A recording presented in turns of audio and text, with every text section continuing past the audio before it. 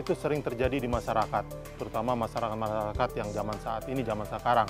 Karena galau itu sangat mempengaruhi dengan mood, emosi, perasaan, dan pikiran, dan lain-lain. Apalagi secara ilmiah itu ada namanya seasonal affective disorder, di mana afektif itu menunjukkanlah ada kondisi-kondisi mood, ada pengaruh-pengaruh mood, dan lain-lain. Dan pengaruh mood ini dan juga dipengaruhi oleh masalah musim, masalah kondisi saat ini, kondisi lingkungan, dan lain-lain. Jadi galau itu sangat mengarah kepada kondisi-kondisi perilaku klien saat ini. Lalu galau ini pun juga akan mengalami masalah-masalah yang akan berat apabila tidak ditangani dengan baik, tidak menjadi penanganan pengobatan yang baik, akan menjadi ke arah depresi, dan itu sangat berbahaya bagi orang-orang yang mengalami kegalauan yang mengakibatkan depresi. Bahkan kondisi depresi ini bila dibiarkan lagi akan bisa menyebabkan berhalusinasi, bahkan ujung-ujungnya bisa melakukan suicide atau bunuh diri. Nah, fakta mitos kali ini Ayo Hidup Sehat Plus akan membahas galau.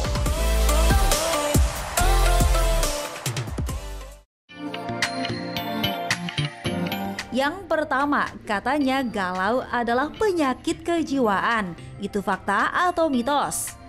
Ya, itu mitos. Namun juga bisa menjadi suatu fakta pada saat galau itu dibiarkan dan akhirnya ujung-ujungnya menjadi suatu depresi. Karena umumnya orang galau itu adalah pada saat dia titik-titik kebingungan dan lain-lain yang dia bingung untuk melakukan apapun gitu. Jadi kadang-kadang disertai dengan depresi, dan depresi itu ujung-ujungnya adalah mereka merasa tidak ada tenaga, tidak ada jalan keluar, tidak ada solusi, merasa dirinya tidak berharga, dan lain-lain. Dan itulah yang ujung-ujungnya bisa menjadi masalah dengan depresinya itu. Pemirsa, Anda merasa senang saat matahari cerah menyapa dan mungkin berganti sedih kala awan berubah mendung dan hujan. Nah, kenapa ya? Apakah perubahan cuaca juga bisa merubah suasana hati? Itu fakta atau mitos? Fakta, karena ada beberapa kasus juga yang kita sebut namakan seasonal affective disorder. Itu adalah gangguan-gangguan yang salah satu ciri dari depresi, tapi lebih mengarah kepada masalah-masalah yang berhubungan dengan masalah musim. Dan biasanya terjadi pada negara-negara yang mempunyai 4 musim. Biasanya yang kegalauan ini terjadi pada masyarakat yang musim-musim seperti musim-musim gugur atau musim-musim dingin. Dan itu mempengaruhi hormonal mereka. Tidur merupakan kebutuhan utama manusia. Fungsinya agar sel dalam tubuh bisa bekerja dengan baik, meningkatkan sistem imun, dan pastinya terhindar dari sejumlah penyakit mematikan seperti diabetes, jantung, ataupun stroke. Pemirsa, maka sebaiknya Anda hindari stres dan galau agar kebutuhan tidur Anda tercukupi.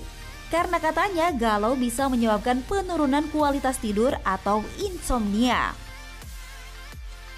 Ya, fakta. Jadi kadang-kadang galau itu bisa membuat orang itu jadi insomnia atau tidak bisa tidur. Karena banyak yang dipikirkan, banyak pikirannya tuh bisa kemana-mana, terbayang macam-macam. Akhirnya tidur pun jadi berkurang karena ada masalah dari moodnya, karena tidak nyaman dengan kondisinya saat ini atau merasa tadi rendah diri, tidak percaya diri, dan lain-lain. Itu yang bisa menyebabkan insomnia.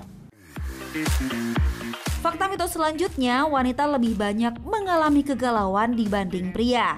Nah, itu benar nggak ya?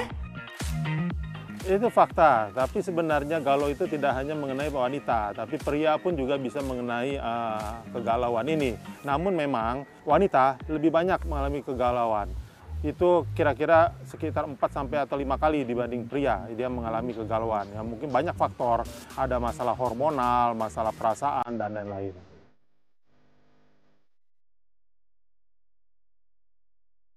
Pemirsa, memang paling gak asik ya berurusan dengan orang galau. Kalau tidak bisa mengelola emosi, salah ngomong sedikit bisa bikin nangis. Apalagi kalau Anda membuka kenangan lama yang dianggap tak menyenangkan. Nah, saat galau ada juga loh orang yang gampang emosi. Tapi itu termasuk galau bukan ya?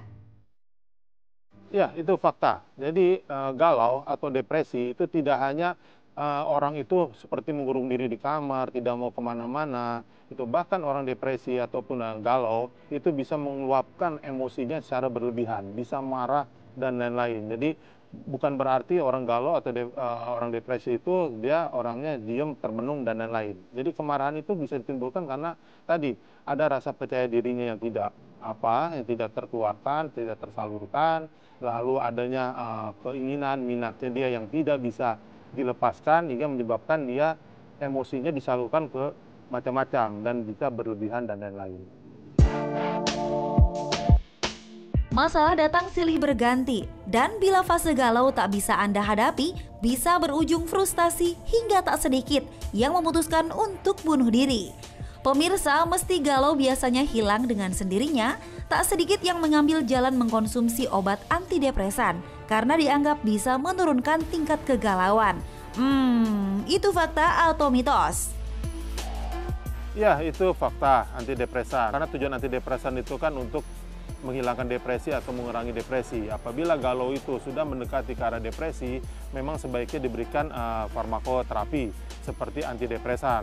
Minimal untuk mengurangi masalahnya dia, mengurangi pikirannya dia yang merasa dirinya kurang berharga, merasa dirinya yang hampa, dan lain-lain. Dan itu kadang-kadang sangat juga diperlukan untuk pemberian obat-obat antidepresan seperti itu.